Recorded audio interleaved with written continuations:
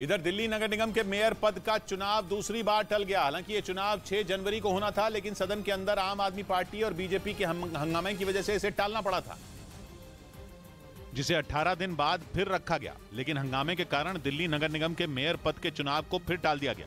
हालांकि इस बार आम आदमी पार्टी के 250 पार्षदों ने शपथ ले ली, लेकिन उसके बाद जब दिल्ली नगर निगम के मेयर पद के लिए चुनाव होना था, तब बीजेपी और आम आदमी पार्टी के नेताओं के बीच कहासुनी शुरू हो गई।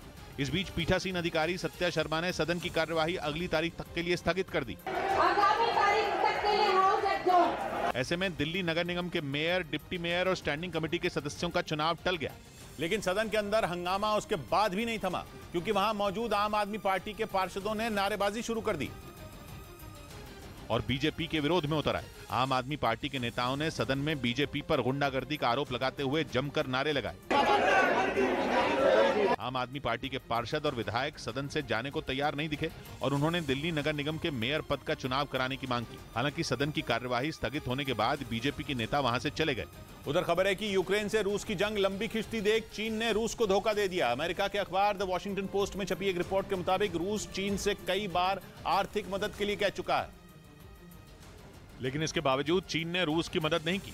तो वॉशिंगटन पोस्ट के मुताबिक जंग के बीच रूस चीन से कई तरह की मदद मांग चुका है, लेकिन बताया जा रहा है कि चीन ने मदद के नाम पर रूस को अंधेरे में रखा। दावा है कि 2022 के पहले 6 महीने में चीन ने रूस में कोई नया निवेश नहीं किया, लेकिन खबर है कि इसके उलट उसने अमेरिका और यूरोप के देशों से नजदीकियां बढ़ाई हैं। मतलब ये कि चीन पुतिन से दोस्ती निभाने के नाम पर उनकी आंखों में धूल झोंक रहा है।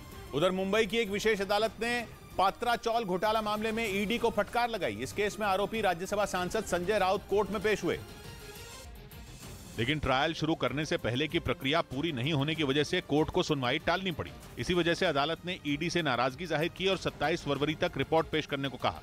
इस बीच असम की सरकार ने राज्य में बाल विवाह पर रोक लगाने के लिए कठोर कदम उठाया। सरकार ने पुलिस को 14 साल से कम उम्र की लड़कियों से शादी करने वालों को पॉक्सो एक्ट के तहत गिरफ्तार करने के निर्देश दे दिए, जबकि 14 से 18 साल की लड़कियों से शादी करने वालों के खिलाफ बाल विवाह कानून के तहत कार्रवाई होगी। मुख्यमंत्री हेमंत बिस्वा शर्मा ने इस सख्ती के बाद अगले 5 साल में राज्य से बाल विवाह के पूरी तरह से मुक्त होने की उम्मीद जताई।